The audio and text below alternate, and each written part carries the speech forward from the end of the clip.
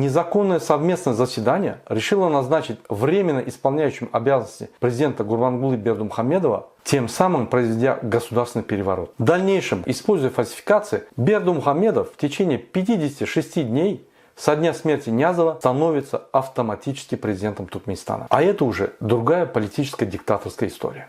Дорогие туркменистанцы, вот эта политическая история господина Ниязова показывает, как пронорливый карьерист, функционер Сапармурат Ниязов использовал политическое мошенничество, украл наши голоса на выборах президента Туркменистана и стал вторым диктатором в мире.